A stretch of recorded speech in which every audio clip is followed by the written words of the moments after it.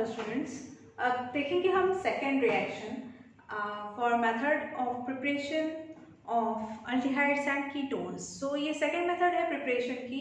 First method हमने देखी है ऑक्सीडेशन की, उसमें हमने दो टाइप्स देखे थे, oxidation by using oxidizing agent and as well as dehydrogenation of alcohols. ये दो मेथड्स हमने देखी थी। प्राइमरी अल्कोहल से हम प्रिपेयर करते थे अल्डिहाइड, सेकेंडरी अल्कोहल से हम प्रिपेयर करते थे ketones. In second method we have to use ozone from hydrocarbons. Hydrocarbons means क्या होता है?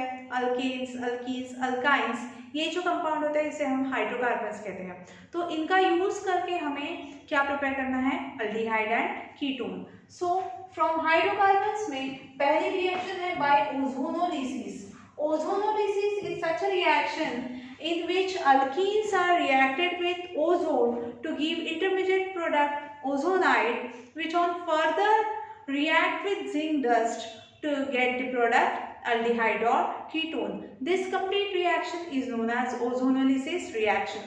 In this reaction, what happens? Alkenes means unsaturated hydrocarbons. So alkenes, as it contains double bond, it is unsaturated. Alkene reacts with ozone. Formula of ozone is O3 in presence of CCl4 carbon tetrachloride. We get the compound ozonide, which on further reaction with zinc dust and water, it gives us aldehyde or ketones. So यहाँ पर क्या होता है? पहले H2O2 means hydrogen peroxide जब zinc के साथ react होता है तो यहाँ पर हमें जिंक ऑक्साइड और वाटर मिलता है। तो ये क्या करता है?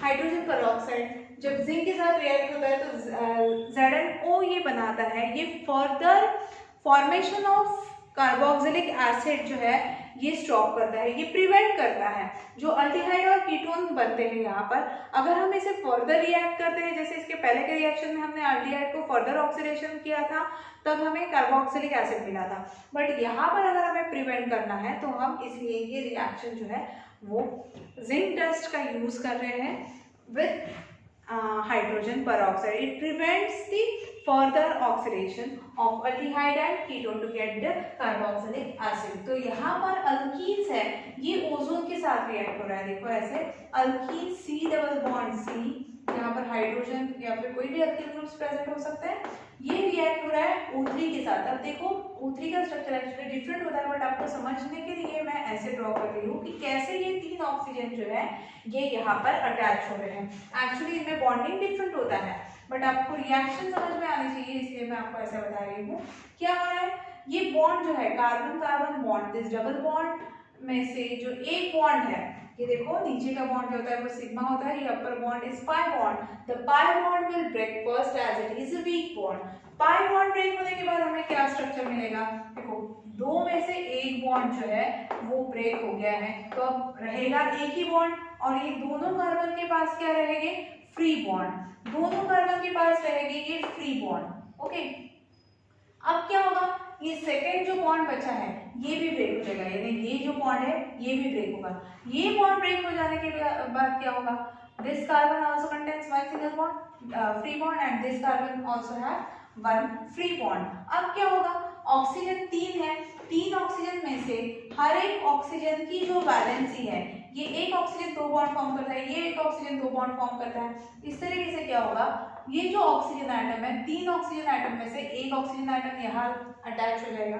ठीक है, ये बॉन्ड हमने ब्रेक किया, एक ऑक्सीजन यहाँ पर अटैच हो गया और ये नीचे का बॉन्ड ब्रेक किया, ये देखो दो फ्री बॉन्ड है, तो यहाँ पर एक कार्बन के पास जाएगा एक ऑक्सीजन ये एक कार्बन के पास। मतलब जैसे मैं ये ऑक्सीजन यहाँ पर ड्रॉ कर रही हूँ, एक ऑक्सीजन अटैच हो जाएगा ये सेंटर में और दो ऑक्सीजन यहाँ अटैच हो जाएंगे। अब दोनों के पास एक फ्री बॉन्ड है, तो ये दोनों के फ्री बॉन्ड यहाँ पर एक सिंगल बॉन्ड फॉर्म कर लेंगे। ये जो स्ट्रक्चर है, this structure is known as ozonide structure, and this ozonide on further reaction with H2O and zinc dust, देखो यहाँ पर ये ब्रेक हो जाएगा, अब बॉन्ड ये ब्रेक हो जाएगा, तो हमें क्या प्रोडक्ट मिलेगा? अब फाइनली देखो C डबल बॉन्ड O, ये फ्री बॉन्ड और इसका ये फ्री बॉन्ड यहाँ पर फॉर्म कर लेगा double bond C double bond O, this is first carbon, this is second, and this second carbon also will form this free bond and this free bond will form double bond and we get the product C and double bond O. So this is second, this is first carbon. Like this way we get the aldehyde or ketone. If here is one hydrogen and one alkyl group, then it will form aldehyde, and if on both free bond, if alkyl group is attached, then it forms ketone. So by this method of ozonolysis, we can prepare aldehyde as well as ketone as a main product by this reaction. So this is second method of preparation of aldehyde and ketone by using hydrocarbons. So hydrocarbons means जो compound जिसमें carbon और hydrogen present होते हैं, like alkanes, alkenes, alkynes, इनको हम hydrocarbons कहते हैं. तो इससे भी हम अल्डिहाइड एंड कीटोन प्रिपेयर कर सकते हैं.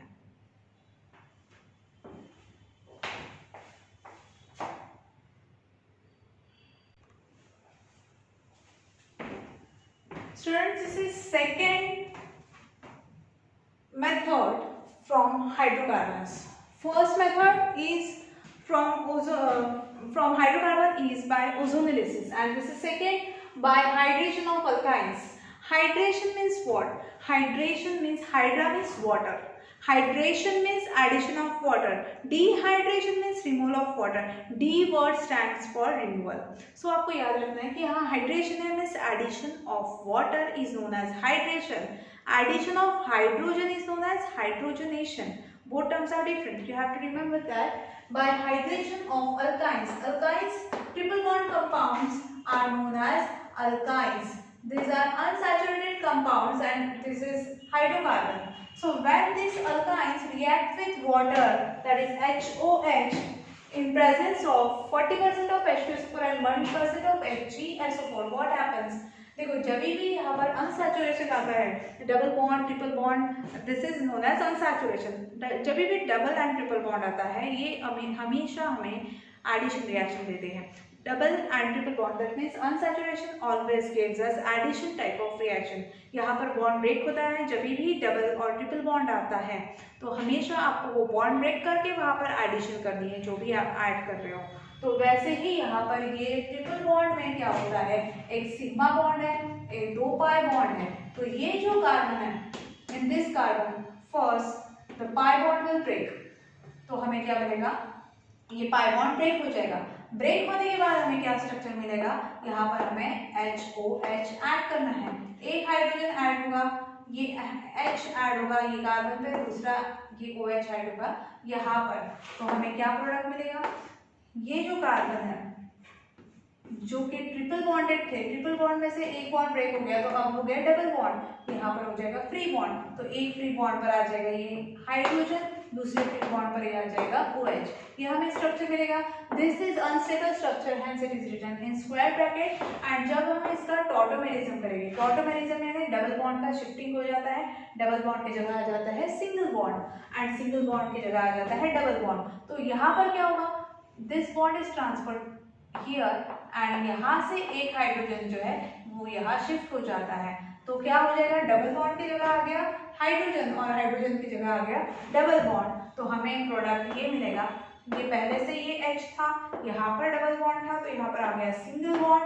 यहाँ पर OH था, तो यहाँ पर सिर्फ आ जाएगा ऑक्सीजन और फ्री बॉन्ड. यहाँ पर सिंगल बॉन्ड है, तो इसके पास ये हाइड्रोजन यहाँ शिफ्ट हो जाएगा, और ये जो फ्री बॉन्ड है ये यहाँ पर फॉर्म करेगा double bond. So by this way here we get aldehydes as well as ketone on tautomerism of this unstable compound. So this is by hydration of alkynes we also get the aldehydes as well as ketones. Thank you.